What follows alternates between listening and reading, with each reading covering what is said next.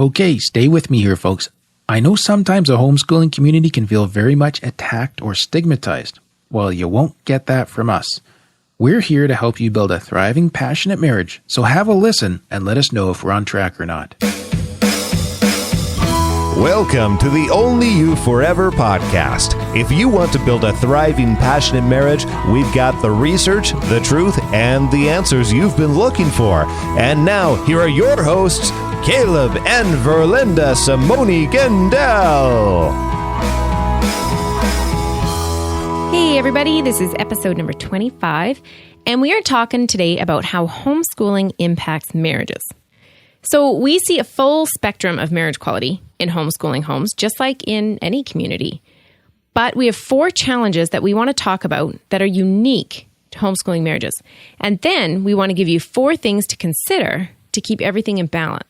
So here's my disclaimer and my peace offering to our homeschooling friends in the audience. We know that homeschooling doesn't wreck all marriages. And we'll talk about that in a minute. And I want to give a full disclaimer. We don't homeschool, but in what we consider the right conditions, we certainly would. So we're not against it. And a lot of our friends homeschool, and we love them dearly. And we don't think their kids are weird. And we don't even think they have marriage problems, for the most part. Not any more than any other group. No, exactly. Yeah. Yeah. And that's the thing. We don't want to imply that homeschooling wrecks all marriages, or we think it does, right? Right. And I know we asked the question in the title there, but one thing we want to consider is I think homeschooling could have more potential towards a detrimental impact, where public schooling can have more of a detrimental impact on the children. Right. Yeah. So the possible side effects between the 2 schooling choices are different. Right. Okay. Is that fair? Yeah. We'll ask our audience. Do you guys think that's fair? Let us know in the comments, right? Yeah. So here's why I wanted to talk about this, Verlin, and why I think this is important. And this may have been complete random coincidence, but when I came out of school, my number one reason, when I came out of school with my master's in marriage and family therapy, the first few couples that came to see me for counseling, they were all homeschooling parents. And was it for marriage counseling? Yeah. Okay. It was. And they felt a lot of pressure to have that good family image and so on. But back inside in the home, they're really, really struggling. Interesting. Yeah. Mm-hmm. And the second thing that concerns me is all that sort of pro-homeschooling ideology that's out there. I rarely see anything that says, hey, homeschooling is great, but you need to be aware of a few things with regards to your marriage. Right. Like that there's these different set of challenges because you've chosen a different course in life. Right. And so we just want to kind of raise that little bit of a flag for folks and say, hey, there's the 4 things we want you to watch out for. Right. This is a reality. Like if you have your kids home 24 hours a day, it is going to have an impact. It's going to look different. It's going to look different. Yeah. Right. And if your parents weren't homeschooling you, you may not even be prepared for that or aware of it. Right. Right. Yeah. And it would apply the same way too. Like if you were homeschooled and you sent your kids to public school, things are going to change that your parents didn't equip you for with relation to that you also might not be equipped for. So life changes, right? And we just need to be aware of what comes with it. The third reason why I wanted to talk about this is just the whole thing of we need to keep God the center of our lives. And again, not to stereotype, but we do see on occasion where homeschooling becomes the center of the family unit in everything that they do. Mm-hmm. And, they don't go to Bible conferences. They just go to homeschool conferences. And I have no problem with going to homeschool conferences, right? Mm-hmm. But we need to have this balance where I found a great quote from a homeschooler that probably says it better than I could. There's a real danger within the homeschool community to see homeschooling as the thing that makes us safe, but it doesn't. Homeschooling is wonderful, but it's not the answer. A growing, living relationship with the Lord Jesus Christ is the answer. That's good. That's from a homeschooler. Mm-hmm. And so that's a really call from their own people to understand this. So in our podcast here, we want everybody to have a chance to learn about marriage. And if you're a homeschooling parent, we certainly love and respect you. And we want you to just consider a few things that might be different for your situation for people that don't homeschool. Yeah. So, yeah. Done some research here. I called some friends on the phone, made sure I wasn't out to lunch on this. And so here's some heads up for you. You want to start off, Belinda? Sure. So one of the challenges that we hear from these homeschooling marriages is your spouse can feel like he or she's getting the shaft when it comes to the time, energy, and commitment you have to the marriage. And in turn, that builds resentment. Can build resentment. Or it can. Yeah. Like there's nothing left for the hubby when he gets home from work. Mm-hmm. Marriage care kind of goes to the bottom of the list because it's all about the kids and there's it's so exhausting. much energy going into that. Yeah. Yeah. And the child-centered marriage, right? Like everything's about the kids. Right. Because, it almost has to be in some ways. Now, again, folks, like you can have this in a non-homeschooling marriage. Absolutely. And this is not, nor is this typical of every homeschooling marriage. So we don't want to stereotype. But I think it's something really to be aware of. There's more potential for this in a homeschooling marriage. Yeah. Is that fair? Yeah. Then the second challenge that I wanted to bring out was husband can be asking the question, what if the kids went to public or to a private Christian school and my wife got a job and we had an extra $30, $40, $50, $60, maybe $120,000 of income, right? Right. So the number one reason for divorce is finances. And this is a huge commitment on both of your parts to do this. Now, for our audience that doesn't know us, Verlinda is a stay-at-home mom. Yeah. Most of the time. Sometimes I work for fun, but Yep. yeah. So you're in the same boat there. And, you can see the leverage that two income gives you over one in terms of reducing debt, buying toys, nicer holidays. Yeah, It's easy to fall into that comparison trap. And so this commitment to homeschooling is also a commitment to a lower standard of living. Right. In many ways, from what you could have if you were both earning an income. Yeah. Is that Yeah. right? That's a challenge that can come up in the marriage too. And husband can get thinking about that. And Yeah. yeah. I think another big challenge is if the husband and wife aren't completely together on the commitment. Right. Like cardinal rule of parenting here, right? You've got to be 100% together. Right. On how you're raising the kids. On how you're raising you the stand kids. together. Yeah.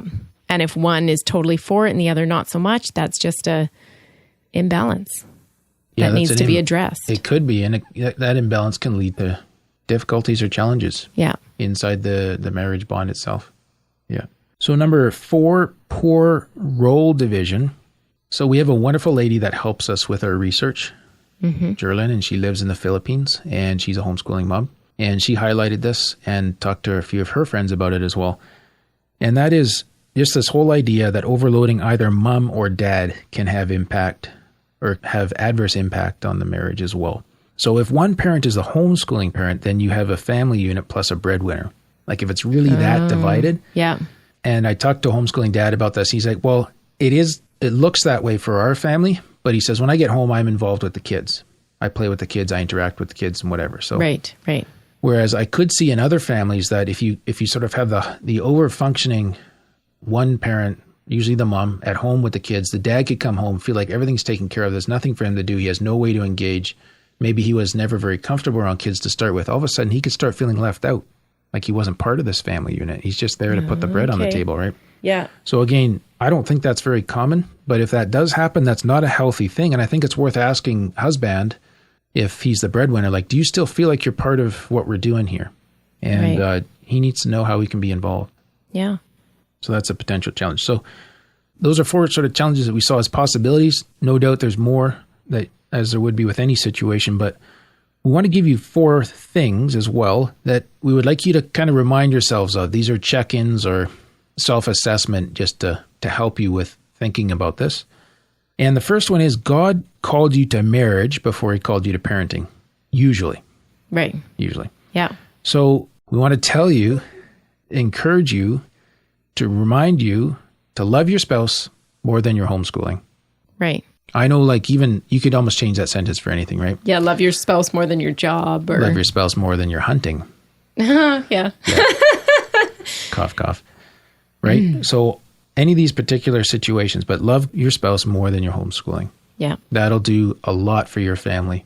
And, we did, maybe this would be a place where we could mention that. I think it was our second episode, was the child-centered marriage?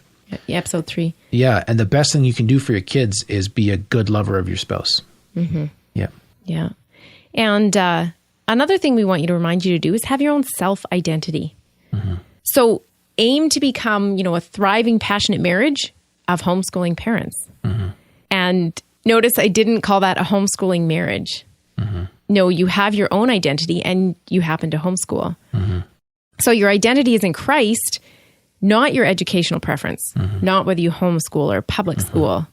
We actually had a family. Do you remember that family in California that we met? When we gathered with the church there one Sunday, they said, yeah, and we teach at home. Right. And I think that was their way of sending the signal saying, we're homeschooling, but that's not how we define ourselves. That's what we do. Right. And they were committed to it. They believed in it. And they had some really neat kids. Yeah. Yeah. Yeah. So there's going to come that phase in life for Linda where we all grieve and celebrate at the same time, becoming empty nesters when the kids get up and leave home, right? Yeah.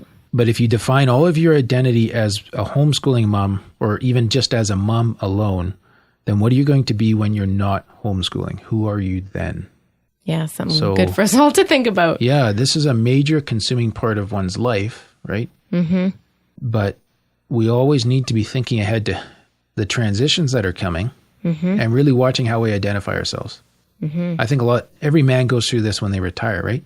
If I'm a lawyer all my life and then I retire from lawyering, what am I? Right. Yeah. So this certainly applies in this situation as well. Yeah. So, how can you help your marriage? How can you build that thriving, passionate marriage? I'd say one really good idea is have non-homeschooling conversations and non-homeschooling dates. When you watch a movie together, make sure it's not a movie to see if you can use it in your curriculum. Mm-hmm. Just watch the movie together. Movie for you guys. Yeah. Yeah. Or when you go on a date, don't go on a date to the zoo to plan your ecology module. Mm-hmm. Just go on a date and enjoy them. Enjoy each other. Enjoy the animals. You can do that too. Look at that warthog, honey. All right. And then the fourth thing that we'd like you to remind yourself of is that you and your husband are both sacrificing. Absolutely. A lot.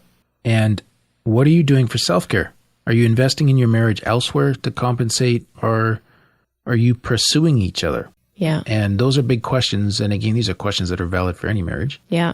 I think it'd be so easy because the everyday is right in your face. It's right in front of you. So it's easy to get consumed with that because that's what has to be done. And you can kind of put the self-care on the back burner. And, as one mom with kids told me lately, she's like, I used to make fun of women who had dry skin on their feet. But she says, now I hardly have time to take a shower. Wow. Yeah. And it's busy. It's busy. Absolutely. Yep. So those are the 4 things we want you to remind yourself of. God called you to marriage before parenting, number 1. Number 2, be aware of your self-identity and how that's being formed. Number 3, have non-homeschooling conversations and non-homeschooling dates with your spouse. Pursue each other. Pursue each other is number 4. So what do we know? Tell us in the comments. Were we fair, unfair? Is this how it goes down? Were we out to lunch? I don't know. But we don't want you to feel like there's something wrong with your marriage, or like we think that there's something wrong with your marriage. Yeah. Just because you homeschool. So we don't have a problem with that. We're not trying to undermine anything you do or challenge it. We just want to say, hey, have you thought about this? And go ahead. I was going to say, just stop and check if everything's in balance. Every marriage needs to do this, but everybody has their own reasons. And today we just focused on the homeschooling community and what reasons that they might have. Yeah. It's such a major commitment and a decision, right? And they feel it is a clear blessing to your children, and we wouldn't dispute that, but we're just saying stop, check in, ask yourself, hey, is my marriage still first?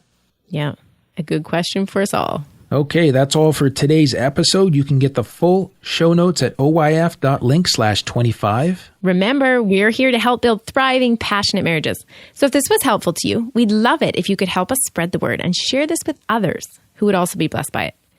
You can do that by finding us on Facebook and sharing the episode in your newsfeed, or retweet on Twitter, or repin on Pinterest. Thanks, and we'll see you next week.